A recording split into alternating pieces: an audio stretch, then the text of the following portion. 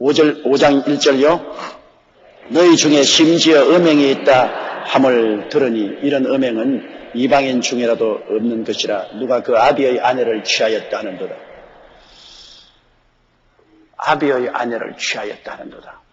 여러분, 아버지가 가졌던 후처나 첩을 그 아들이 눈이 맞아서 취한 사건을 말합니다. 이 성경에는 보면은 아버지의 직계 가족이나 어머니의 직계 가족하고는 절대로 결혼하지 말라고 했었습니다.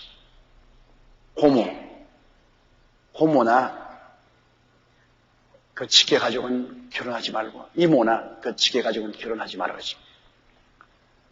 그랬는데 이 고린도 교회는 그 아버지의 아내를 취했습니다. 자기 아버지 직접 아내는 자기 어머니니까 어머니를 취할 리는 만무하고, 그러니까 아버지의 후처나 그렇지 않으면 첩을 취했습니다.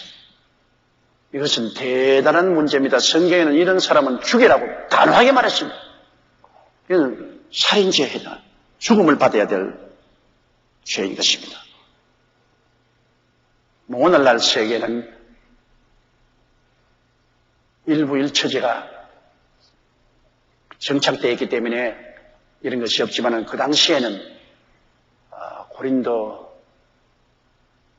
편지설 그 당시에는 일부 다처제가 굉장히 성행했습니다. 한 남자가 많은 아내를 거느리고 있은 것이 성행되어 있었습니다. 또 이방 신전에 가면은 많은 여사지가 있어서 그곳에 예배를 드리러 오는 남자들하고 성적인 문란한 죄를 지어서 그것을 종교 의식으로 삼았었습니다. 그런 여러 가지 사회적인 풍토가 편만했습니다. 이렇기 때문에 이 교회에 나오는 사람이 자기 아버지의 아내를 취한 죄를 지은 것입니다. 2절요. 그리하고도 너희가 오히려 교만하여져서 어찌하여 통한이 여기지 아니하고 그 일리한 자를 너희 중에서 물리치지 아니하니. 이런 일이 교회에서 생겼는데도 불구하고 그것을 교인들이 분명히 알고도 크게 두려워하고 회개하고 자복하지 아니하고 그걸 그대로 무심하게 내버려 두는 것입니다. 문제는 이 사람이 죄를 범한 것이 문제가 아닙니다. 죄를 범한 것이 드러났으면 이것을 통회하고 자복하고 회개하고 돌이켜야 될 것인데 그건 무심하게 여기고 그 죄 가운데 머물러 있는 것입니다. 시편 1편의 말대로 복 있는 사람은 죄인의 길에 서지 아니하며 죄의 길, 하나님의 법을 어기고 사는 그 길에 들어서서 그대로 계속 걸어가는 것입니다. 죄에서 계속 걸어가는 이것이 문제인 것입니다.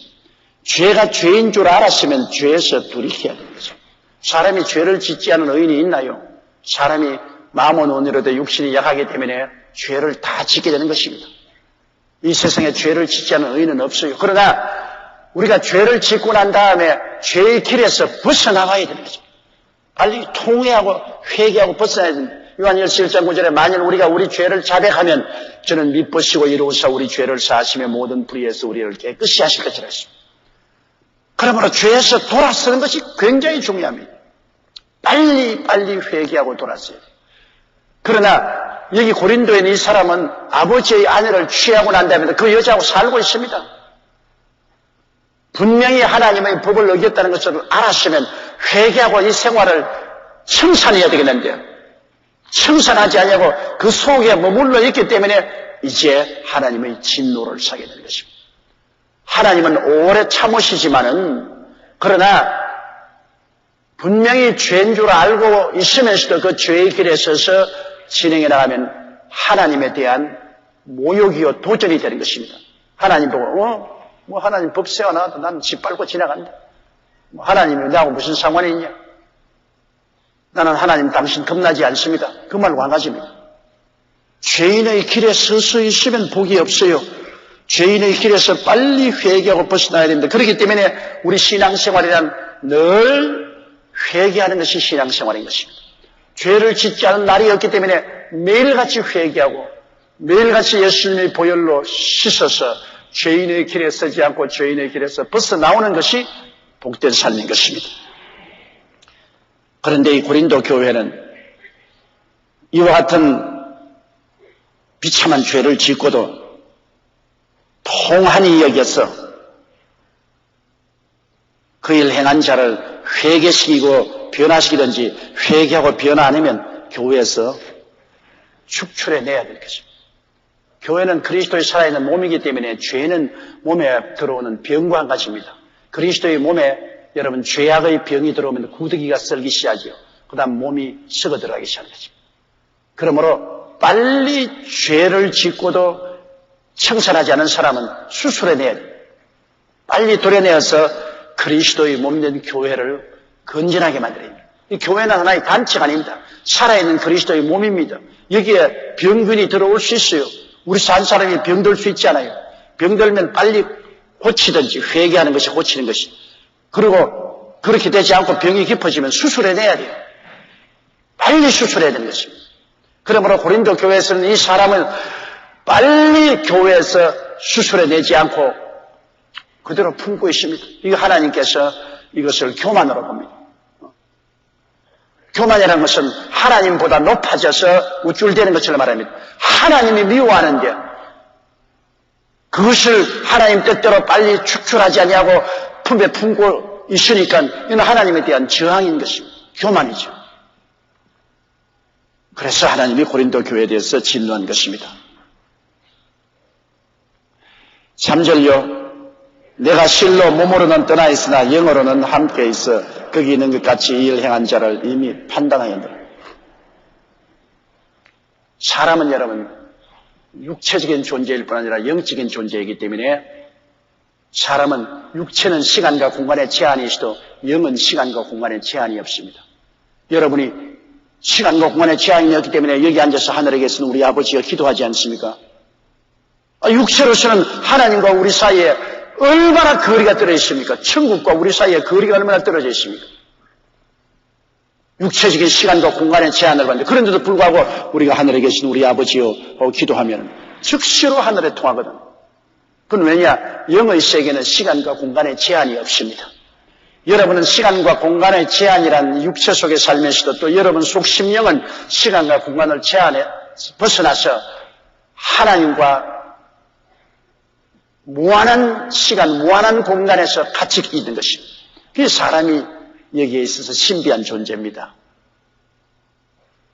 요나 보십시오. 물고기 뱃속에 들어가서 지중해 가운데서 바닷속에 다니면서도 그가 하나님께 기도하니까 하늘에 상달되었습니다. 여러분 핸드폰은 안 터져도 기도는 터집니다. 핸드폰은 여러분 터널 지나면 안 터지지요. 또 저 지하 주차장에 들어가면 안 터질 때가 많아요. 그러나 기도는 어디 가도 터져요. 기도는 영의 활동이기 때문에 시간과 공간을 초월해버립니다. 그러므로 바울 선생이 고린도 교회 유부를 멀리 떠나 있어도 기도를 통해서 그들과 이미 영적으로는 같이 있는 것입니다. 여러분이 미국에 유학한 자녀들을 위해서 기도하면 여러분 그 기도하는 동안에 여러분의 영이 시간과 공간을 떠나서 그 유학한 자녀와 함께 그 자리에서 기도를 해주고 있는 것입니다. 일선에 나가 있는 전투하는 자녀를 위해서 기도하면 여러분 몸은 떠나 있으나 여러분의 영은 전쟁터에 가서 그 자녀와 함께 있어서 기도로서 그를 붙들고 있는 것입니다. 그러므로 기도한다는 것은 굉장한 큰 힘이 있습니다. 몸은 떠나 있으나 영은 같이 있을 수 있는 것. 이게 소위 말하는 4차원의 세계입니다. 시간과 공간을 초월해서 영의 세계 속에서 같이 있다. 여러분 마음속에 기도하면서 바라봄의 법칙을 통해서 꿈과 환상을 통해서 그들과 같이 있다고 여러분 마음속에 바라보고 기도하면 그대로 되는 것입니다. 그대로 실제로 여러분이 시간과 공간을 초월해서 그와 같이 있어 기도하게 되는 것입니다. 그럼 바울 선생은 7위까지 그렇게 했어요.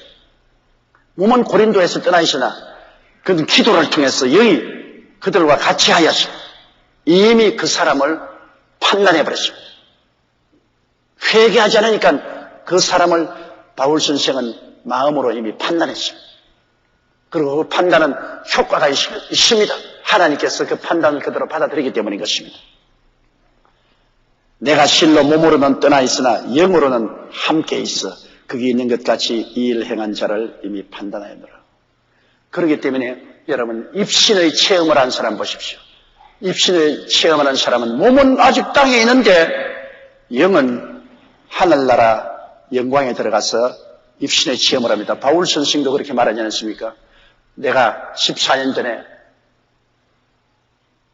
셋째 하늘로 끌려가서 사람의 말로서 표현할 수 없는 말을 들었다 했습니다. 바울 선생이 몸으로 천국 올라간 것이 아니거든요.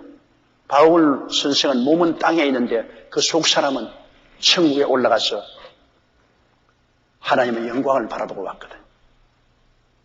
그렇기 때문에 몸은 땅에 있어도 우리 속 영은 하늘의 영원한 세계 속에 하나님과 교제하고 하나님 앞에서 출입을 하는 것입니다. 그러므로 우리가 영적으로 기도할 때 하나님이 우리와 같이 계시고 우리와 하나님이 같이 있다 한 말이 바로 그 말인 것입니다. 영의 세계는 시간과 공간의 장애가 없습니다. 나중에 천당 올라가 보세요. 여러분이 우리 집에 놀러 가려면 조목사님 집에 가고 싶다 하면 와 있어요.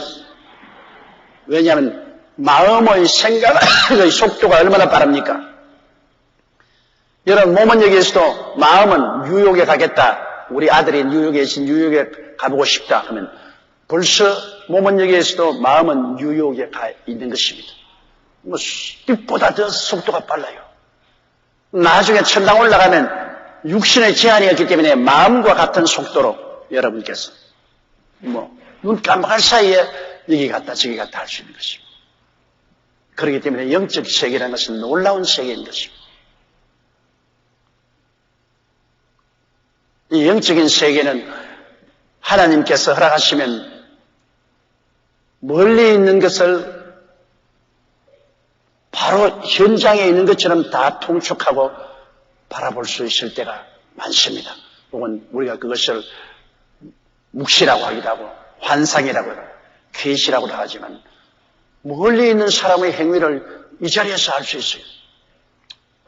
내 친구가 옛날에 일선에서 연대장으로 있었는데 육군 대령으로 있었는데 자기를 한번 안 찾아온다고 자꾸 나보고 말을 하기 때문에 내가 신방을 갔어요.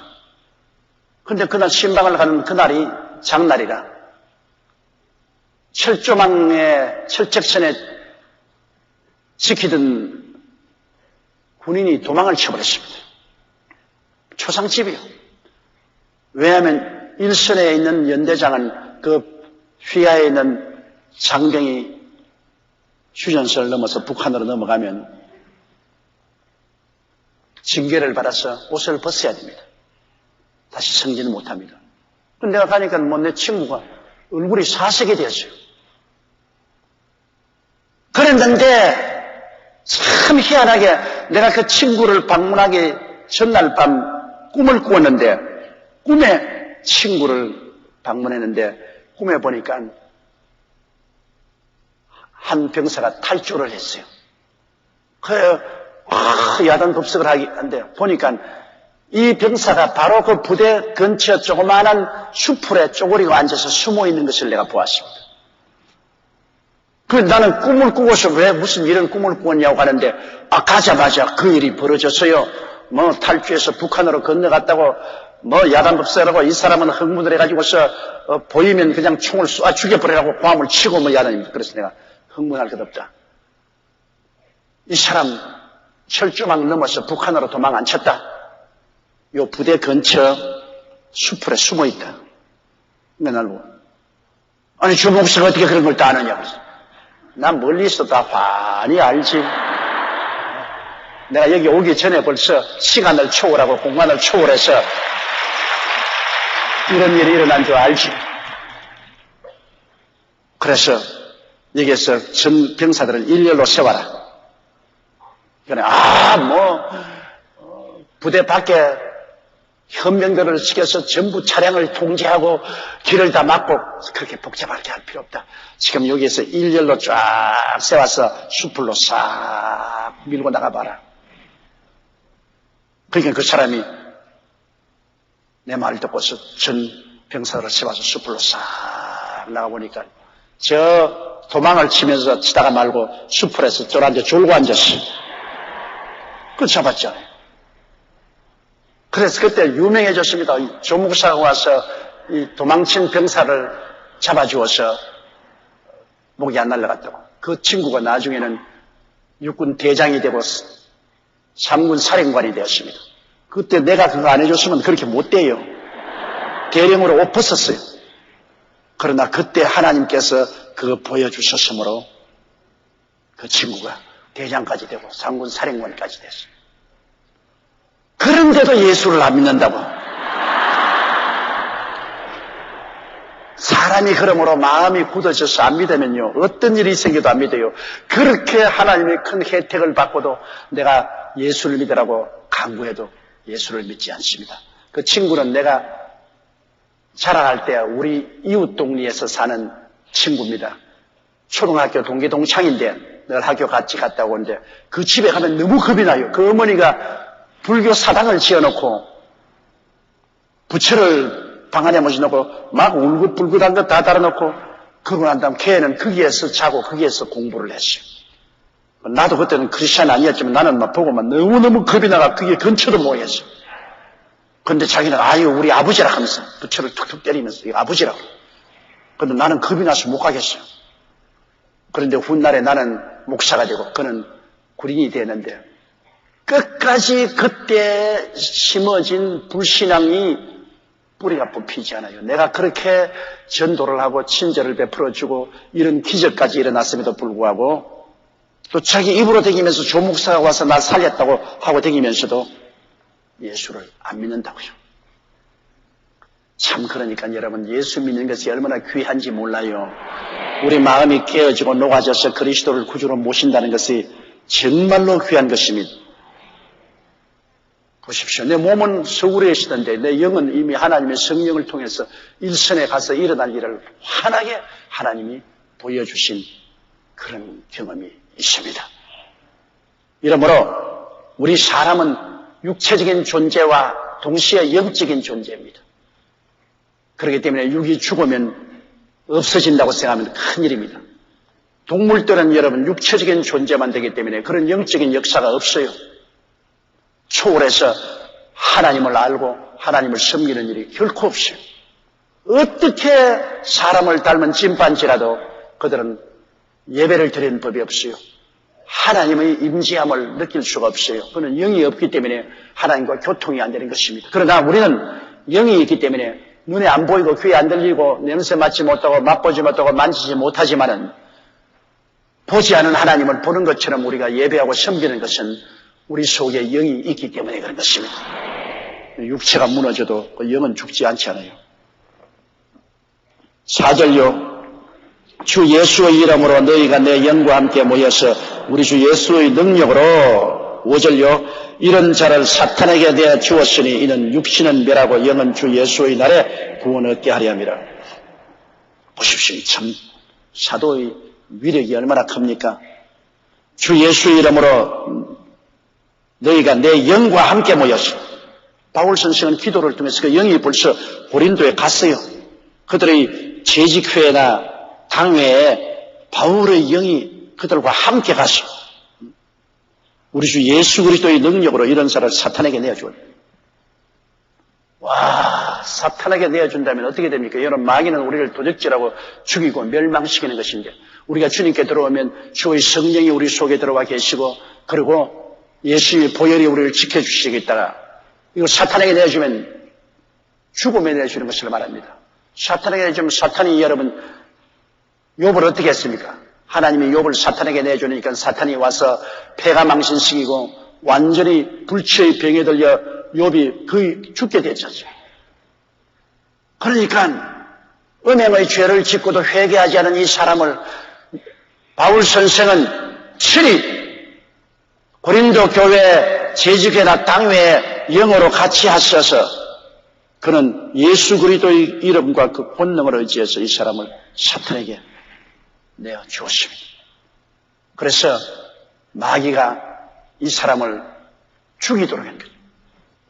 마귀가 이 사람에게 불치의 병에 걸리든지 큰 고통을 당하고 사고를 난지. 그래서 죽음의 순간에 이러면 회개하거든요. 그래서 이 성경에 보십시오. 이는 육신은 멸하고 영은 주 예수의 날에 구원 얻게 하립니다. 육신은 그러므로 죽되 그때 회개하고 다시 주님께 돌아오므로 영혼은 구원을 시키겠다. 육체는 죽일지라도 영은 회개하고 예수 그리스도의 날에 구원을 받아 부활할 수 있도록 그렇게 하겠다는 것입니다.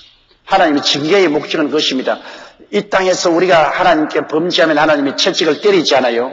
그건 회개시키기 위해서 때리는데 중대한 죄를 짓고 회개하지 않으면 하나님의 최후의 면은 생명을 거두어 가는 겁니다. 그러나 생명을 거두어 갈 때 회개시켜가지고서 생명을 거두어 가는 것입니다. 회개시키. 사람이 하나님을 알다가 타락한 사람이라도 죽음에 이르면 회개합니다. 회개하고 죽습니다. 그러면 육체는 멸하나 영은 예수 그리스도의 날에 부활할 수 있지 않습니까? 구원을 받게 되죠. 우리 하나님의 목적은 어찌한지 구원을 시키는 것이기 때문에 나중에는 육신의 생명을 멸하더라도 영혼은 구원하려고 애쓰는 것이 하나님의 것입니다. 육신의 생명은 이 세상에 살면 더 죄를 짓고 나중에는 돌이킬 수 없이 될 것이기 때문에 주님이 멸하시는 것입니다. 하나님은 여러분 우리 사람의 섭리와 다릅니다. 성경에 보면 하나님이 화약전에 사람을 데리고 간다고 하는데 하나님 보시기에 이 사람이 세상에서도 오래 살면은 거대한 범죄에 빠져서 그 영혼을 잃어버릴 위험이 있다고 생각하면 하나님 미리 거두어 가신 사람이 있습니다. 그럼 우리 육신의 사람 모르잖아요. 왜 우리 남편을 데려갔습니까? 아내를 데려갔습니까? 아직도 살지도 못한 우리 자식들을 왜 데리고 갑니까? 그렇게 부르신 사람 많은데 나중에 천당 올라가면 알게 될 겁니다.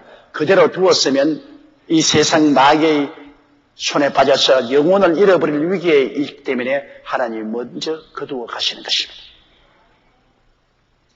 시골에 담 넘어 여러분 감나무에 감이 주렁주렁 열려 있으면 지나가는 사람들이 자꾸 그 감을 따먹으려고 돌을 던지고 몽둥이로 때리기 때문에 아직 덜 익은 감을 주인이 밀어 따버립니다. 아직 감이 덜 익었어도 사람들이 자꾸 도둑질하러 가려고 했기 때문에 미리 따가지고서 그것을 바구니에 담아서 떳떳한 아랫목에 갖다 놓으면 말랑말랑한 홍시가 되죠. 미리 따버립니다. 그러나 담 안에 있는 감은 자연적으로 나무에 달려서 말랑말랑하게 되어서 떨어질 때까지 내버려 두어요. 그것은 도적이 훔쳐가려고 안 하기 때문에 그런 것입니다. 그와 같이 우리의 영혼을 그대로 내버려두면 도적이 훔쳐가 버릴 것 같으면 하나님 미리 따버린다. 우린 지금 모르지요. 왜 미리 갔는지 우리는 이유를 모르지요. 그러나 하나님은 그 사람을 미래를 보고 계시기 때문에 이거 내버려뒀다면 영혼을 잃어버리겠구나. 미리 거두어 가자. 미리 거두어 가서 화약전에 데리고 가는 것입니다. 이러므로 제가 44년 목회한 동안에 많은 젊은이들이 세상을 떠나고 또 말 같은 남녀가 세상을 떠납니다. 많은 사람들이 그 가족들이 탄식을 하고 울고 혹은 하나님을 원망합니다. 그때마다 제가 늘 느끼는 것은 하나님이 화약전에 데리고 가시거나 비록 여기 있는 사람들이 너무나 안타까워하고 괴로워하고 슬퍼하지만 그러나 그 영혼이 지옥으로 잃어버린 것보다는 화약전에 취하는 것이 좋지 않은가. 그걸 하나님이 취해가신 것입니다. 이 사람 보십시오. 고린도에서 아버지의 아내를 취해서 이방인도 짓지 않은 죄를 지었습니다. 예수 안 믿는 사람도 이것은 흉악한 죄라고 하는 그 죄를 짓고도 통회하고 자복하지 않으니까 바울 선생이 고린도의 당회나 제지교회에 함께 영어로 모여서 바울이 기도하는 중에 영어로 예수 그리스도의 권능으로 사탄에게 내어주어서 사탄이 그 몸을 죽이게 만들었습니다. 그래서 회개시켜 영은 그리스도의 나라에 구원하시려는 하나님의 섭리를 나타내신 것입니다. 이 사도적인 고난이 얼마나 큽니까? 사도적인 고난으로서는 사람을 사탄에게 내줄 수도 있습니다. 이게 무섭습니다.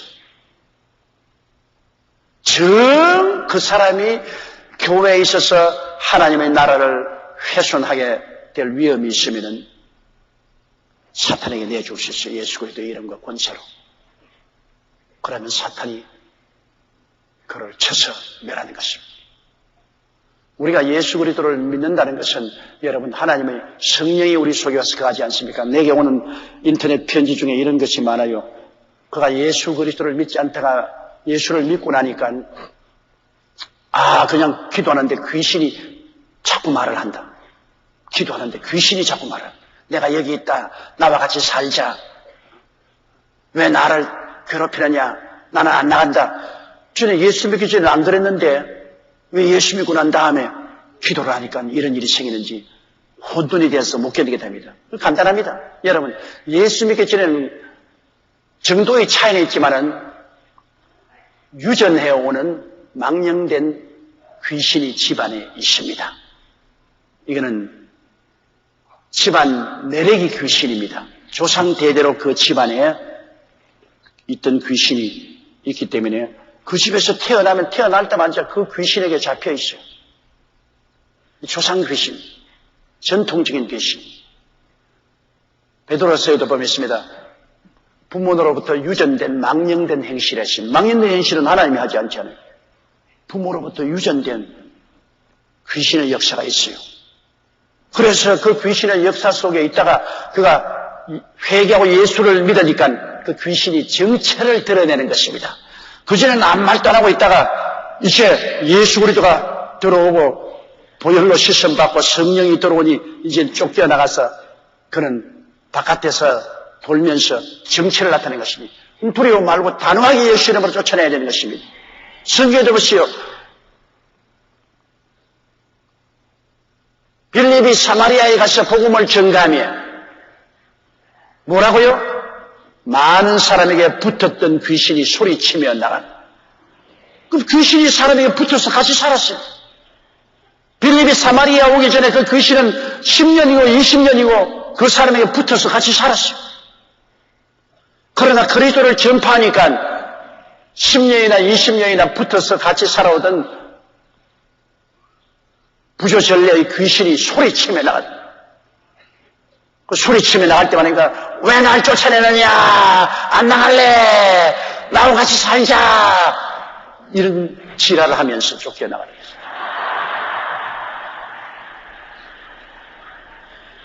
영적인 사역을 안 해본 사람은 잘 모릅니다. 저는 이 영적인 사역을 44년 동안 하고 왔기 때문에 많은 귀신을 쫓아낸 경험이 있습니다. 그런데 그 많은 귀신이 쫓겨나갈 때 온갖 소리를 다 합니다.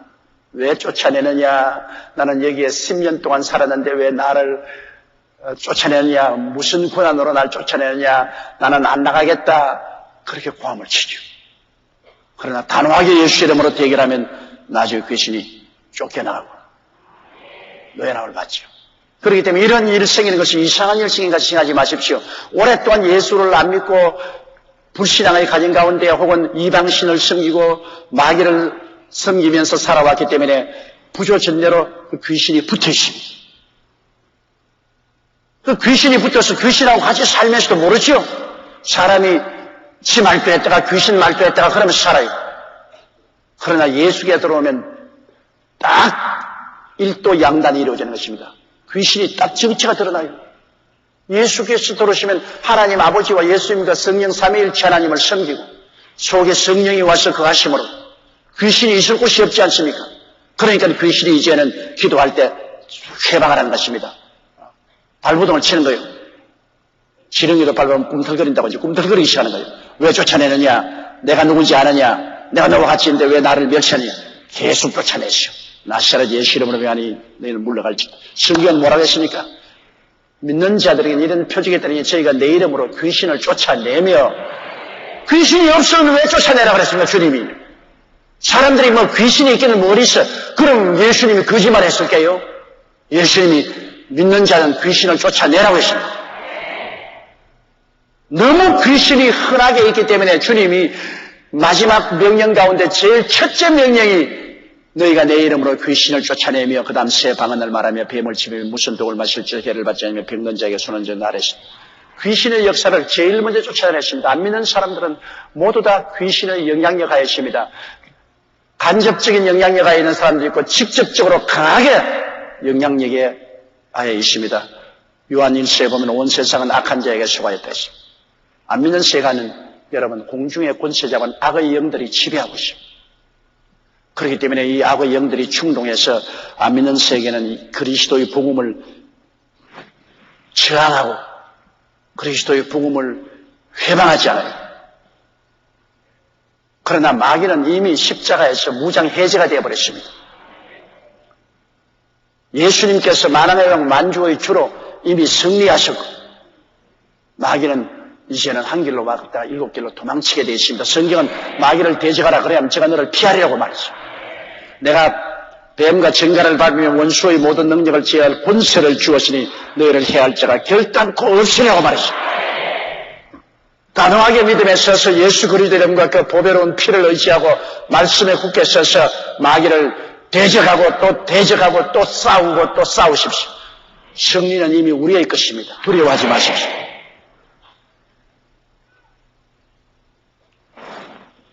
그 다음 6절요. 너희의 자랑하는 것이 옳지 아니하도다. 적은 누룩이 온 덩어리에 퍼지는 것을 알지 못하느냐. 참으로 부패는 속히 옵니다. 누룩은 여러분 큰 떡반죽에 그냥 누룩 조금만 넣어놓으면 싹 부풀어버리잖아요. 우리가 목회하는데 보면요. 이 구역세열이나 지역세열에 구역세열장이나 지역세열장 한 사람이 부패하면 순식간에 온 구역 전체, 지역세열 전체가 다 부패해버려요. 아주 눈 깜박할 사이에 옛날에 그런 일이 들어있었어요. 제가 우리 성도들에게 절대로 구역세열이나 지역세열에 모였을 때 돈 주고받고 하지 마라. 돈 빌려주고 돈 빌리고 하는 이런 걸 하지 마라. 순수히 구역세일이나 지역세일에 모이면 하나님 말씀 읽고 기도하고 서로 전도하고 그걸 해야지. 그곳에서 돈 빌려주고 돈 받고 하는 걸 하면 안 된다.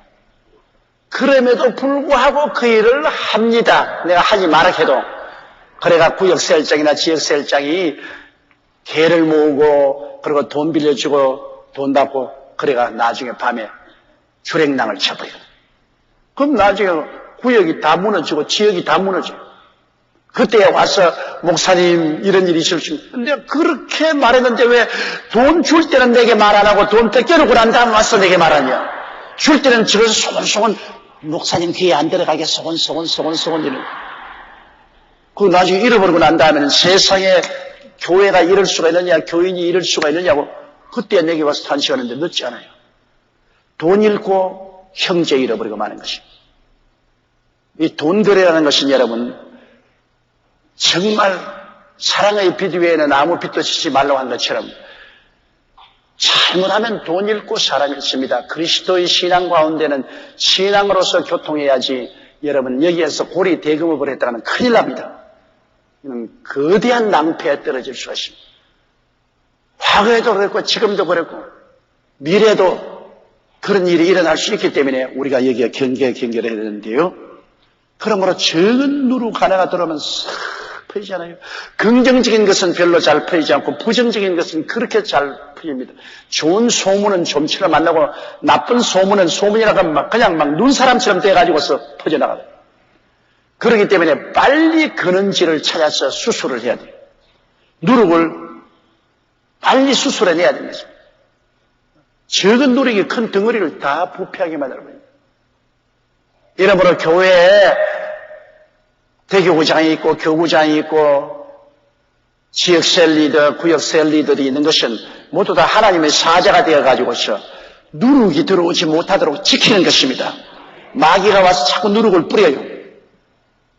불신앙의 누룩, 반역의 누룩을 뿌려요. 그럼 그걸 빨리 치료하고 치료 불가능하면 빨리 수술하고 그렇게 해서 건강한 교회를 보존할 수 있도록 하기 위해서 이런 조직이 있는 것입니다. 조직이 우연히 있는 것이 아니에요. 그럼 우리는 한면으로 말씀을 늘 먹고서 우리가 건강을 얻고 저항력을 얻고 그 다음에는 다른 면으로는 마귀가 와서 누룩을 뿌리면 누룩을 빨리 소재해내고 그 누룩이 들어붙어서 부패하기 시작하면 부패한 것을 빨리 수술해내고 건강한 몸을 유지하는 영적인 전쟁을 끊임없이 해야 되는 것입니다. 교회는 영적의 전쟁터인 것입니다. 한시도 전쟁 안 할 날이 없습니다. 말씀과 성령으로 기도하고 믿음으로 늘 전쟁하는, 교회도 전쟁터요, 구역셀도 전쟁터요, 지역셀도 전쟁터요. 우리가 세상에 살아있을 동안에는 끊임없이 마귀와 귀신들과의 싸움인 것입니다. 그러므로 우리는 단단히 예수 그리스도로 무장해야 되는 것입니다. 그리스도의 오중복음과 삼중축복의 믿음으로 무장하고, 성령으로 무장하고, 기도로 무장해서 싸워야 되는 것입니다. 싸우면 이기게 돼 있어요. 우리는 왜냐하면 하나님이 승리자로 만들어 놓았기 때문에 싸우면 이기게 돼 있어요. 절대 패하지 않습니다. 그러므로 두려워하지 말고 놀라지 말고 단호하게 마귀를 대적해야 되는 것입니다. 7절요. 너희는 누룩 없는 자인데 새 덩어리가 되기 위하여 묵은 누룩을 내어버리라. 우리의 유월절 양 곧 그리스도께서 희생이 되었. 여러분, 이스라엘 백성들은 유월절 동안에는 누룩 없는 떡을 먹어야 됩니다. 유월절 동안 한 주일 동안은 집안에 누룩을 다 제해버려요. 누룩은 죄를 상징합니다. 부패시키니까요. 그러므로 유월절 어린 양을 잡는 그날부터 시작해서 한 주일 7일 동안은 전적으로 누룩 없는 떡을 먹습니다. 떡에 부풀지 못해요. 그냥 떡을 구워서 먹어요. 누룩을 넣지 않고. 그것은 예수 그리스도의 상징인 유월절 어린 양이 몸짓고 피 흘려 죽음으로 말미암아 죄악을 다 제했다는 것을 보여주기 위한 것입니다. 우리 주 예수께서 십자가에서 유월절 양이 되었습니다.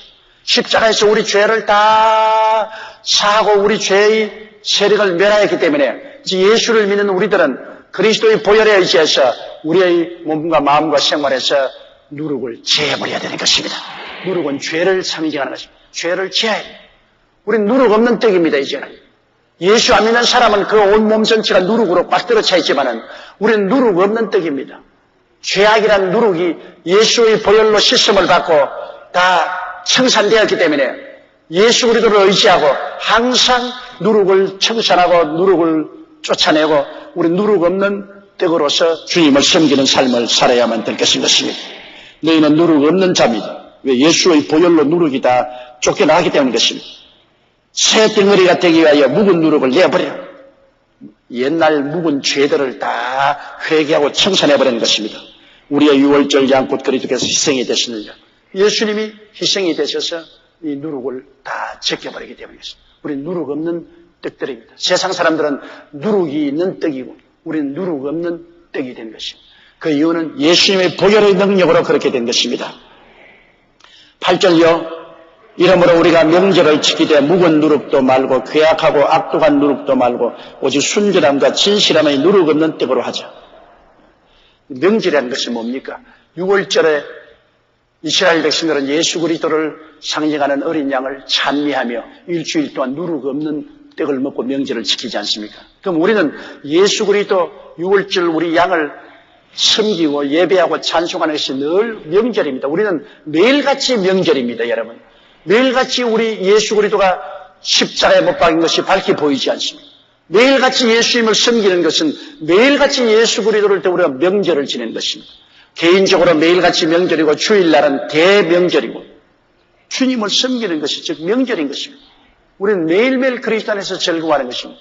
그러므로 우리가 그리스도를 섬기는 사람은 묵은 누룩도 말고 유전되어 온 묵은 누룩이란 유전되어 온 죄, 우리 집안에서 계속해서 대대로 내려오는 유전된 죄도 말고 괴악하고 악독한 누룩도 말고 이 세상에 사람들이 사는 동안에 가지고 있는 아주 괴악하고 악독한 하나님 없이 하나님을 무시하고 인간의 부패한 심정으로 사는 이것이 괴악하고 악독한 누룩도 말고 우리는 순전하고 진실한 누룩 없는 떡으로 하죠.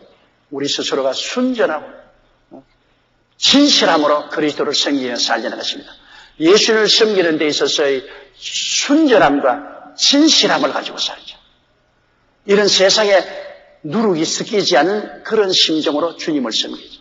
우리 주님을 섬길 때는 반드시 여러분 누룩 없는 순전하고 진실한 마음으로 섬겨야 돼요. 6월절을 섬기는 유대인들은 6월절 섬기는 그 명절 동안에는 누룩이 없어야 돼요. 누룩 없는 떡으로 먹고 섬기는 처럼 우리가 떡이 아닙니다. 우리가 바로 떡이니까 우리가 예수님을 섬길 때 누룩이 없어야 돼요. 이 세상에서 전통적인 누룩도 말고 괴악하고 악독한 세속의 누룩도 말고 순전하고 진실한 마음으로 우리가 주님을 섬기면 주님이 우리를 기쁘게 받아주시는 것입니다. 우리가 순전하고 진실한 사람이 되기 위해서는 항상 회개해야 돼요. 항상 회개해야 돼요. 회개가 여러분 부끄럽지 않습니다. 하나님 앞에 회개하는 게 왜 부끄러워요? 죄를 지으면 즉시 회개하고 누룩을 제껴버려요.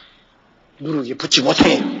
그거를 붙여놓으면 부패하기 시작하니까 자꾸 회개하고 누룩을 제껴버리고 누룩 없는 순전한 떡으로서 하나님을 섬길 때 하나님은 우리의 신앙생활을 기쁘게 받아주시고 우리와 동행하기를 원하시는 것입니다.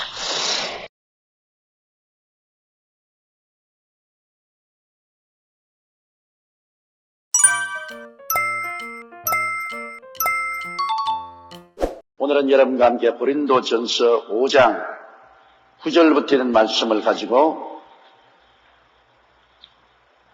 은혜를 나누겠습니다. 고린도전서 5장 9절입니다.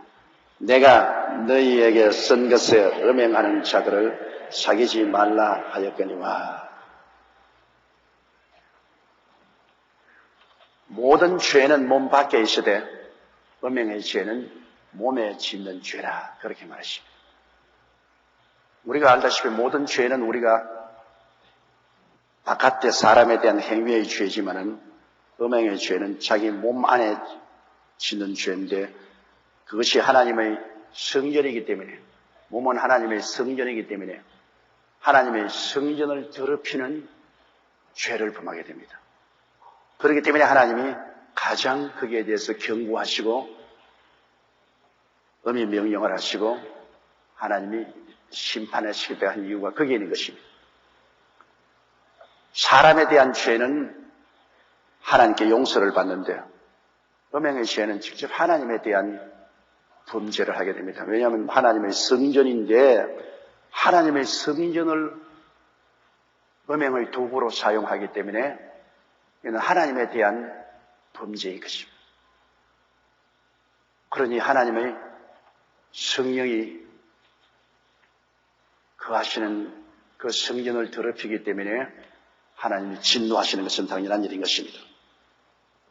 그래서 바울 선생이 고린도 교인에게 글을 쓰기를 음행하는 자들을 사귀지 말라 하였거니와. 이 음행하는 죄는 인류 역사의 이래로 지금까지 늘 편만하게 인간 사회 속에는 언제나 있은 것입니다. 우리나라에도 지금 굉장히 이 음행의 죄의 문제가 사회적인 문제가 되어 있어요. 우리나라 초등학교 남학생 20%가 음란 게임을 접해 본 것으로 나타나 있습니다. 여러분의 자녀들 학교가 공부하는 초등학교 남학생들의 20%가 음란 게임을 봅니다. 그리고 일본 음란 게임을 보거나 해본 적이 있느냐 질문에 남자 초등학생이 21%, 남자 중등학생 58%, 남자 고등학생 61%가 인터넷을 통해서 음란 게임에 빠지고 있습니다. 그리고 오늘날 우리 한국 가정 불화의 가장 어뜸이 되는 것도 배우자의 음란에 있는 것입니다. 서울시 가정상담소가 30년 동안 상담 내용을 21만 건을 정리 분석한 결과에 배우자 부정은 시대를 막론하고 제1위에 속해 있었습니다. 가장 우리 한국 가정의 근본적인 문제가 배우자의 부정 문제입니다. 상담 내용은 70년대 전반은 35%에서 90년대 후반 20%로 낮았으나 이제는 또 도로 더 심해지고 있습니다. 연대별로 보면 70년대 말에는 중동 진출 근로자 아내의 부정이 심했어요. 80년대는 춤바람 난 가정이 많았고 90년대 후반은 인터넷과 휴대전화를 통한 이성 친구와 채팅으로 갈등하는 부부가 특징을 지우고 있는 것입니다. 오늘날 휴대전화나 인터넷의 채팅을 통해서 가정 한가운데 이성의 친구를 사귈 수 있는 문화가 개방되었습니다. 옛날에는 그런 것이 없기 때문에 이성을 사귈 수가 없습니다. 그러나 시간은 남고 가정에서 할 일이 없는 전업주부들이 가정 유혹을 받는 것은 인터넷 채팅 방입니다. 그게 들어가면 전혀 모르는 사람하고 자유로이 채팅을 할 수 있습니다. 아주 농담도 하고 심한 농담도 하고 그 다음에는 유혹을 받고 인터넷 폰으로 서로 연락하고 그리고 잘못된 세계로 흘러들어가는 그러한 경우가 오늘 한국 사회에서 굉장히 많습니다. 우리가 생각하는 것보다는 더 큰 문제가 한국 사회에 일어나고 있습니다. 성경에는 소돔과 고모라와 같은 그런 형상이 오늘날 우리 사회 속에 범람하고 있습니다. 이것은 우리 한국 사회뿐 아닙니다. 일본도 한 가지고 구미 여러 나라도 한 가지인 것입니다. 문명의 이기를 마귀가 먼저 들어가서 사용하는 것입니다. 그래서 우리의 도덕적인 삶을 파탄에 이르게 하는 것입니다. 여기에 대해서 우리가 경각심을 가지고 문명의 이기를 철폐시킬 수는 없습니다. 그러나 그 문명의 이기를 올바르게 사용할 수 있도록 우리가 노력을 하고 애를 많이 했어야 합니다. 우리 교회에서 인터넷 방송국을 설립하고 인터넷을 통해서 끊임없이 선교 방송을 하는 것도 그것입니다. 왜냐하면 인터넷을 보는 사람들에게 선택을 주기 위한 것입니다.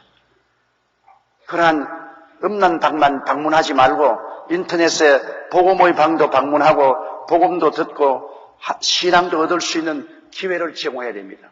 이러한 인터넷 복음 방송이 많으면 많을수록 좋습니다. 오늘 많은 교회가 인터넷 방송국을 개설하고 있는 줄 알고 있습니다. 이것은 좋은 소식입니다. 왜냐하면 마귀가 이러한 매체를 사용해서 우리 한국 사회를 소돔과 고모라로 전락시키려고 하는데 그곳에서 하늘나라의 신선한 소식을 전하고 부패를 막는 빛과 소금으로서의 방송은 대단히 우리에게 고무되는 것입니다. 그러면 여기에 바울이 쓴 글에서 음행하는 자들을 사귀지 말라 하였거니와 했는데 우리 10절 보시다. 이 말은 이 세상의 음행하는 자들이나 탐하는 자들과 토색하는 자들이나 우상숭배하는 자들을 도무지 사귀지 말라 하는 것이 아니니 만일 그리하려면 세상 밖으로 나가야 할 것이다. 음행자와 사귀지 말라는 것은 교회 안에 성도들이 중에서 음행을 하고 있는 사람은 사귀지 말라는 것입니다. 성도 아닌 바깥 사람들이야 사귀지 않고는 살 수가 없지요. 그러나 성도로서 음행하는 사람하고 사귀지 말라는 이유는 적은 누룩이 온 덩어리에 퍼지는 것처럼 사람은 어떠한 친구를 사귀는가에 따라서 그 사람의 품행이 달라지는 것입니다. 술 주정뱅이하고 사귀면 얼마 있지 아니하여 술 주정뱅이가 되는 것입니다. 도둑놈하고 사귀면 얼마 있으면 도둑질하게 돼요. 사기꾼하고 사귀면 사기꾼이 돼요. 감옥에 들어간 사람들이 감옥에 들어가서 교화되어 나오지 않고 더 약삭빠른 도적이나 사기꾼이 되어 나오는 이유는 감방에 들어있으면서 그와 같은 친구들하고 서로 대화함으로 도적질하고 사기치는 기술만 늘어지는 것입니다. 좋은 친구를 사귀면 좋은 친구로서 영향력을 받지만 나쁜 친구를 사귀면 나쁜 친구의 영향력을 받습니다. 그렇기 때문에 우리의 가족들이 어떤 친구를 사귀는가 여러분 그 신경을 써야 됩니다. 남편이 어떤 친구를 사귀는가. 남편이 음란하고 방탕한 친구를 사귀고 있으면 얼마 있지 않냐 그 남편도 그 물이 들어가지고서 음란하고 방탕해.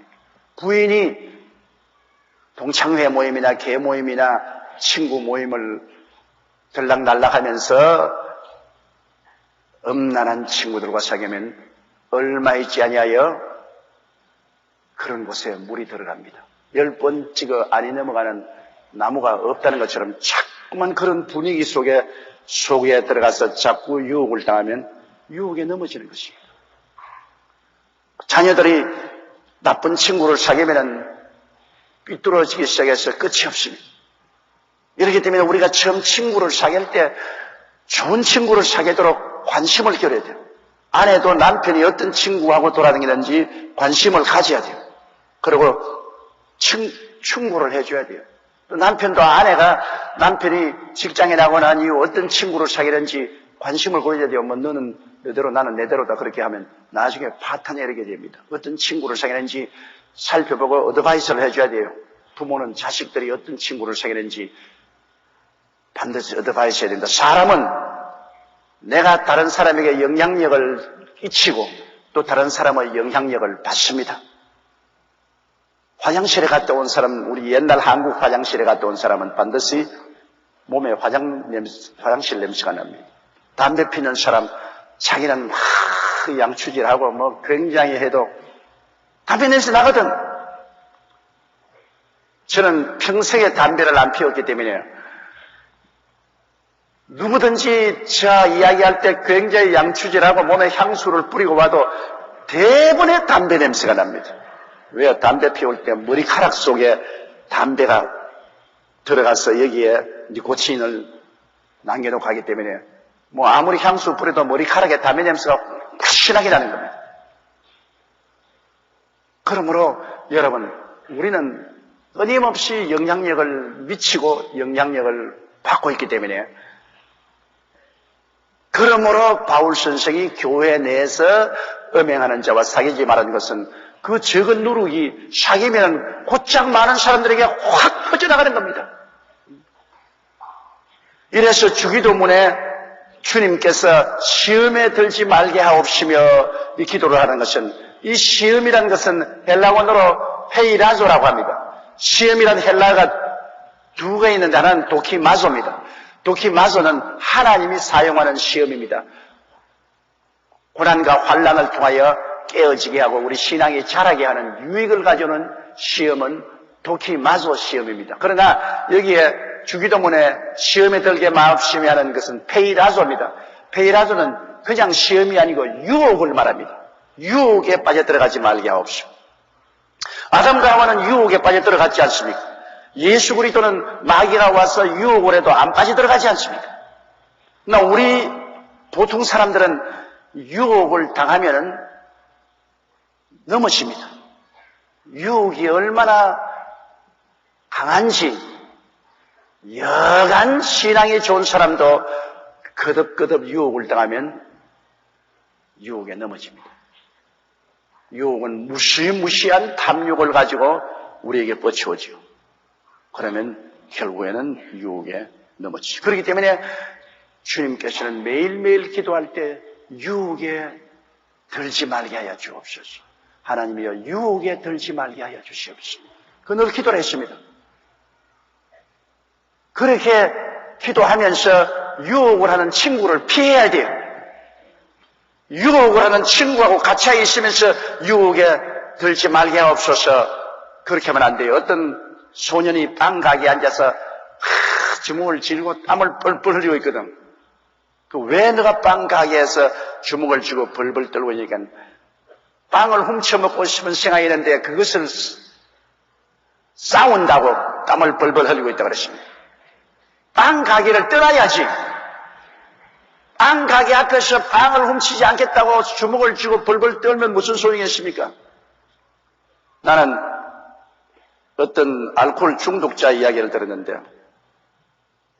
그가 예수를 믿고 구원을 받았는데도 불구하고 직장에서 집에 돌아오는 길에 술집이 있는데 그곳에만 오면은 대만에 돌아서서 발이 거리를 들어간다는 겁니다.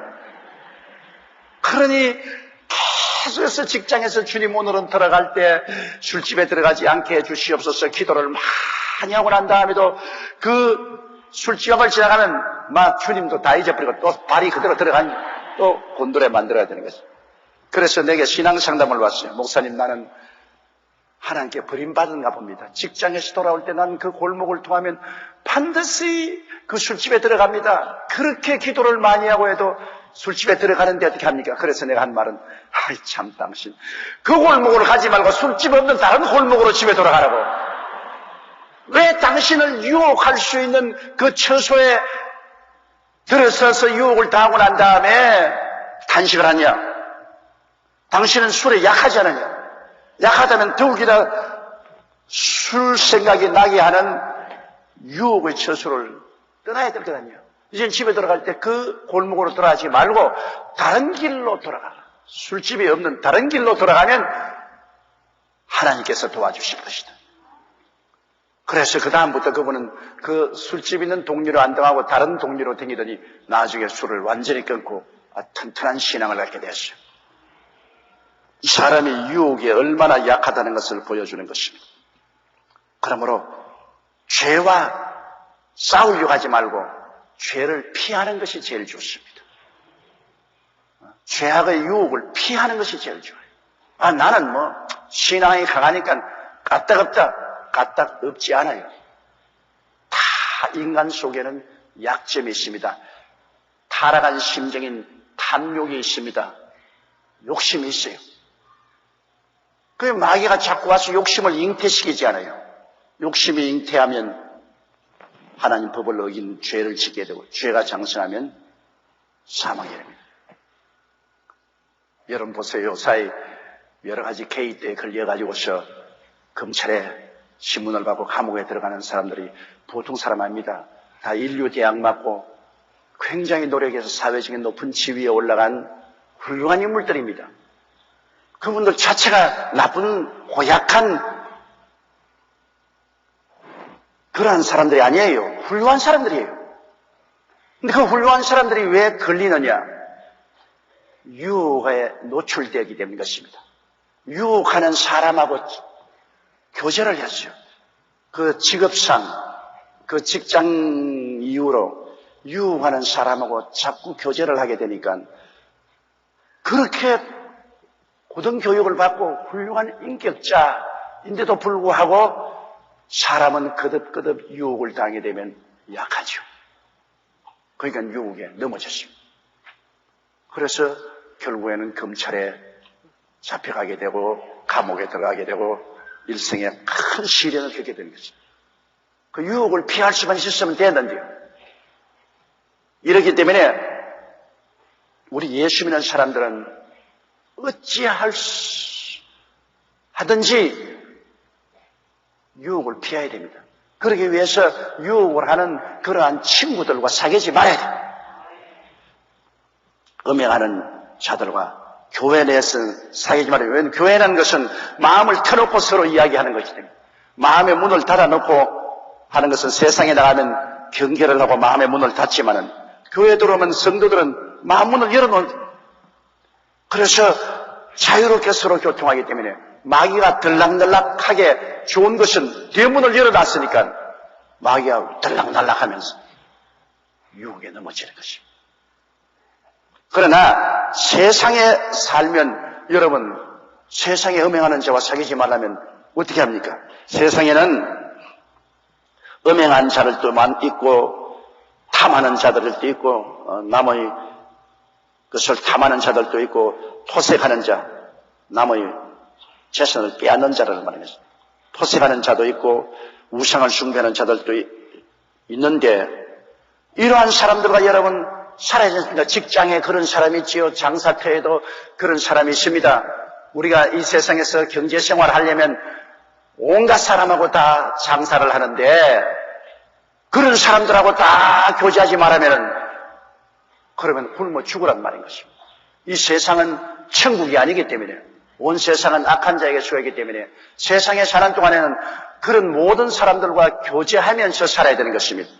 우리 신앙면에서는 우리가 단단히 무장을 하고서 그들 따라가지 않지만 그들과 경제활동은 해야 되는 것입니다. 정치, 경제, 교육, 문화, 군사, 산업 모든 면에서 함께 일을 해야 되는 것입니다. 이런 사람을 교제하지 말라고 하면은 이 세상 밖을 나가야 돼요. 죽어야 돼요. 살아있는 이상은 별 도리 없이 이 세상에는 성경에 말한 대로 음행하는 자들, 탐하는 자들, 포색하는 자들, 우상 숭배하는 자들을 사귀지 않고는 살아갈 수가 없습니다. 사도 바울 선생도 말하기를 만일 그리하려면 세상 밖으로 나가야 할 것이라 했습니다. 11절요. 이제 내가 너희에게 쓴 것은 만일 어떤 형제라 일컫는 자가 음행하거나 탐남하거나 우상숭배를 하거나 부욕하거나 술 취하거나 포색하거든 사귀지도 말고 그런 자와는 함께 먹지도 말라 함이라. 이제 너희에게 쓴 것은 만일 어떤 형제라 일컫는 자가, 형제란 뭡니까? 형제란 예수 그리스도를 믿고 구원을 받은 사람인데 이러한 사람이 유혹에 빠져버린 것입니다. 여러분, 유행병에 걸린 사람은 어떻게 합니까? 아무리 형제라도 유행병에 걸린 사람은 격리 수용해야 됩니다. 다시 말하면 콜레라에 걸린 사람이 있어요. 형제라고 해서 같이 뒹굴다가는 같이 콜레라 걸리죠. 이질 환자, 같이 음식을 나누어 먹다가는 같이 이질에 걸리죠. B형 간염에 걸린 사람, 같이 그냥 된장국을 같이 먹고 그냥 찌개도 같이 먹고 했다가는 틀림없이 B형 간염에 같이 걸리죠. 중대한 병에 걸린 사람은 우리가 격리 수용해서 치료해 줘야 되는 것입니다. 아무리 부모 형제라도 부모 형제이기 때문에 중병에 걸려도 우리는 유행병에 걸려도 같이 있어야 된다 하면 그런 바보가 됐습니까?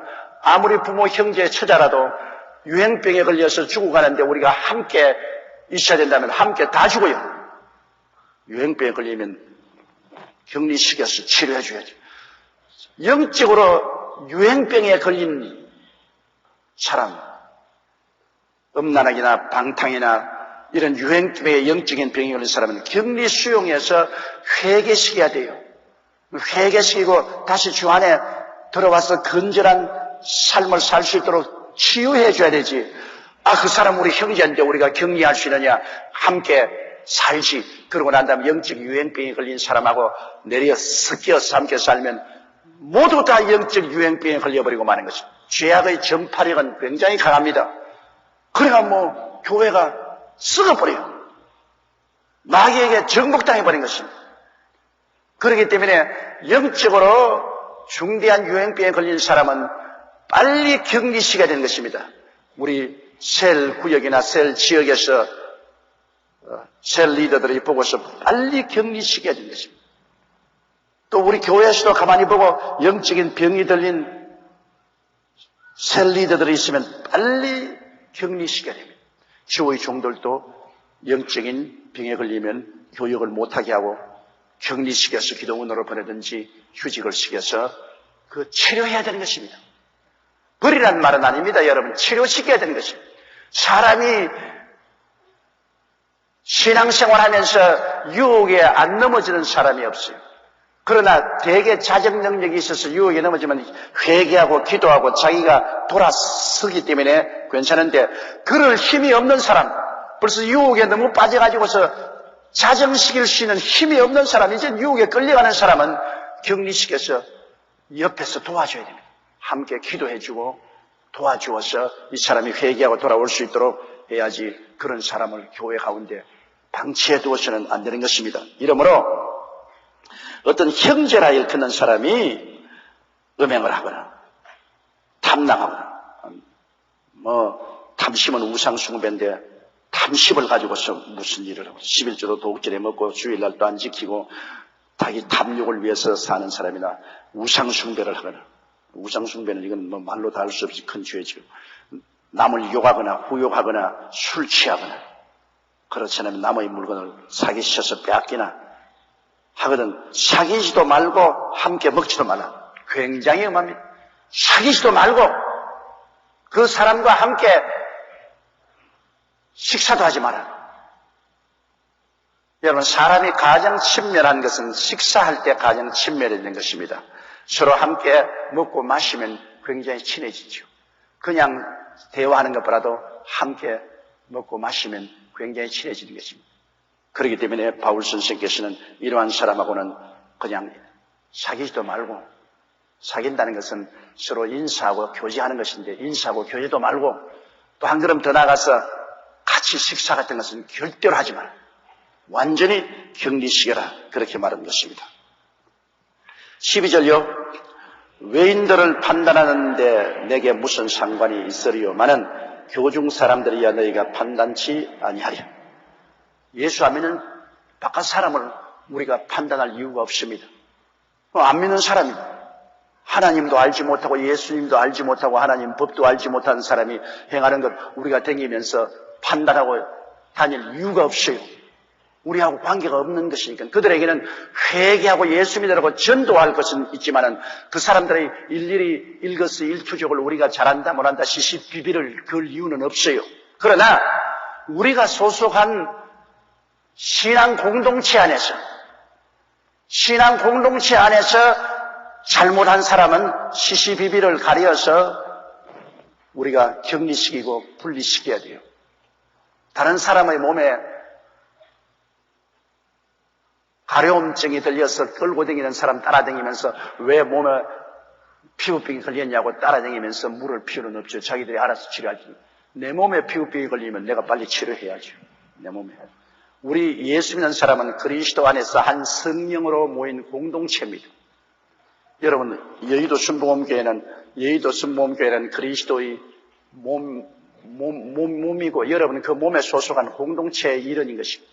성령이 우리 속에 다 통하고 있는 것입니다. 그러면 우리 이 공동체 속에서 한 곳에 중대한 잘못을 저지른 사람이 있으면 우리가 빨리 그것을 알아서 판단해서 격리시키고 치료시켜야 되는 것입니다. 그게 목회입니다. 목회라는 것은 양육만 할 뿐 아니라 치료도 해야 되는 것입니다. 잘 믿도록 잘 기를 뿐 아니라 병들면 치료도 해야 돼요. 자식 길러도 그렇지 않습니까? 자식들에게 먹을 것, 마실 것, 입을 것, 있을 것 주고 교육도 시키지만은 또 병들면 병원에 입원시켜서 치료도 시켜야 되지 않습니까? 목회란 그 두 가지 면이 꼭 있습니다. 양육하고 치료하는 역사를 해야 되는 것입니다. 그럼 병들면 빨리 그것을 알아내서 치료를 시작해야 되는 것입니다. 그러지 않고 내버려두면은 그 병이 쫙 퍼지게 되죠. 이러므로 우리 공동체에 속한 사람들에게는 병든 사람이 있는지 없는지 살펴봐야 돼요. 부모가 자식이 병들은지 안 되는지 살펴보고 빨리 찾아내어서 치료해야지요. 그걸 안 찾아보고 병이 깊어지고 나중에 생명을 잃도록 내버려둔다면 그건 부모의 중대한 책임이 있지 않습니까? 나머지 자식들 따라다니면서 살필 이유는 없어요. 그건 자기 부모들이 있으니까. 그러나 내 자식은 내가 살펴보고 병드는지 아닌지 알아보고 신속히 치료해야 될 의무와 책임이 있는 것입니다. 교회도 한 가지입니다. 예수 안 믿는 사회, 그게 따라다니면서 일일이 시시비비를 가리고 심판할 이유는 없어요. 그러나 우리 공동체 안에 속한 사람들은 우리가 살펴보아서 영적으로 병들었는지 아닌지를 신속히 알아내어가지고 치료해야 돼요. 그래서 건전하게 신앙생활을 할 수 있도록 도와주어야만 할 의무가 있는 것입니다. 13절요. 외인들은 하나님이 판단하시려니와 이 악한 사람은 너희 중에서 내어 쫓아라. 외인들은 예수 안 믿는 바깥에 있는 사람들은 하나님이 심판하십니다. 그건 하나님이 오래 참으시지만은 계속해서 범죄할 때는 하나님이 심판하실 것입니다. 그건 하나님이 알아서 하실 것이지만은 우리 공동체 안에 속한 사람의 이 악을 행하는 사람은 내어 쫓아라. 여러분, 악인이라는 것은 무슨 말입니까? 악인이라는 것은 하나님을 등진 사람을 말합니다. 그 마음속에 하나님을 두려워하거나 경외함이 없는 사람이고 교만한 사람입니다. 이렇게 악인이 되는 것이요. 교회에 들어와 있다가도 신앙이 죄로 말미암아 멀어져서 그만 하나님을 등지게 됩니다. 하나님이 계시긴 어디 계셔 하도 겁나지 않다. 금방지게 하나님을 등지게 됩니다. 그러고 난 다음에 하나님을 경외하는 마음이 없어요. 마음에 하나님을 두려워하고 하나님을 경외하는 마음이 없고 아주 자만심에 있어서 교만해지고 악인이 되는 것입니다. 여러분, 소련의 스탈린은 신학생이었습니다. 그 자기 동포 5천만 명을 죽인 스탈린은 신학생이었습니다. 그 신학생이 하나님을 등지고 악인이 된 것입니다. 그러니까 자기 동포 5천만 명을 죽이고도 끄떡하지 않죠. 김일성이는 어머니가 김반석입니다. 교회 열렬한 신앙인이었습니다. 어머니가. 김일성이는 어머니 손을 잡고 언제나 교회에 출석한 어릴 때와 젊을 때는 신자였습니다. 그러나 그 사람이 공산당 물이 들어가지고서 악인이 됐죠. 하나님을 등지고 하나님을 경외함을 잃어버리고 교만해졌어. 자기를 우상으로 삼고 6.25 사변을 일으키고 얼마나 많은 상처를 우리 동포에게 가져왔습니까? 계란이 썩으면 더 고약한 냄새가 나는 것처럼 성도가 하나님을 등지면 더 악해집니다. 아주 안 믿는 사람보다 더 무시무시하게 악해지는 것입니다. 그렇기 때문에 교회에 들어와서 범죄함으로 말미암아 회개하지 않냐고, 교회에서 회개하라 할 때 회개하지 않냐고 오히려 저항하고 하나님을 등지고 하나님을 경외함이 없고 두려움이 없이 교만해지면 악한 사람, 이 사람은 쫓아내야 합니다. 교회에서 분리시키는 것입니다. 어지간해서는 출교해서는 안 되죠. 끝까지 경고하고 치료하려고 애를 써야 되는 것입니다. 그러나 치료의 도를 넘어가지고서 이제는 완전히 하나님을 등지고 하나님을 전혀 경외하지 않고 하나님을 두려워하지 않고 교만해진 사람은 이 사람도 손쓸 수가 없습니다. 그때는 교회에서 치료해서 내가 쫓아야 되는 것입니다. 이렇기 때문에 죄악이 우리 속에 들어가서 우리 마음을 악한 자로 만들까 우리는 조심해야 됩니다. 우리가 죄악이 들어와서 계속해서 마음을 완악하게 만들면 제일 처음엔 죄인이 되었다가 그 다음에는 악한 자가 되는 것입니다. 죄인은 하나님의 법을 어겼으니까 죄인으로서 꾸짖으면 내가 죄를 잘못 지었습니다. 내가 죄인의 길에 들었었습니다. 회개하고 그 길을 떠나야죠. 죄인의 길에 들어서서 그 길로 자꾸 가는 게 문제입니다, 여러분. 죄를 짓지 않은 사람은 한 사람도 없지만은 죄의 길에 서 있으면 안 됩니다. 일단 하나님의 성령의 꾸짖음을 받았으면 죄의 길을 떠나야 돼요. 회개하고 죄의 길을 떠나야 돼요. 죄의 길에 계속 서 있으면 죄가 그 마음을 완악하게 만들고 완악하게 만들어서 그 다음에는 악한 자가 되는 것입니다. 그 다음에는 하나님을 등지게 되고 하나님의 말씀을 두려워하지 않습니다. 하나님을 경외하지 않아요. 건방지게 돼요. 오만하게 돼요. 악한 자가 됩니다. 그렇게 되면 버림받은 자가 되죠. 그때는 그리스도의 몸에서 찢겨난 가지입니다. 말라서 죽게 되죠. 그렇기 때문에 우리가 죄인의 길에 서서 계속하는 것이 가장 위험합니다. 죄를 지었을지라도 하나님의 성령의 꾸짖음을 듣고 곧장 회개하면 언제나 용서를 받습니다. 만일 우리가 우리 죄를 자백하면 저는 미쁘시고 이루어서 우리 죄를 사하시며 모든 불의에서 우리를 깨끗이 하실 것이라 했기 때문에 죄의 길을 떠나는 사람은 용서를 받습니다. 그러나 죄의 길에 계속했으면 마귀가 좋다고 그냥 그 죄의 길에서 열심히 그 사람 마음속에 악을 집어넣습니다. 완악하게 만들어요. 자꾸 완악하게 만들어요. 죄의 길에 얼마 있지 않으면 완전히 마음이 완악하게 되죠. 기도도 안 하게 되고 회개도 안 하게 되고 그 다음에 하나님을 두려워하는 마음, 경외하는 마음이 없어지게 되고 교만하게 되고 악한 자가 되어버립니다. 악마화되죠. 예수님의 몸의 나무에서 찢겨난 가지가 되죠. 말라버리죠. 버림받고 마는 것입니다.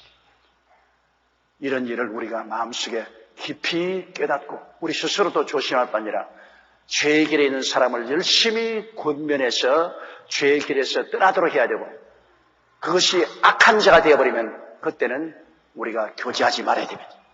밥도 먹지 말아야 됩니다. 교회에서는 치리해서 빨리 교회 밖으로 내보내야만 되는 것입니다.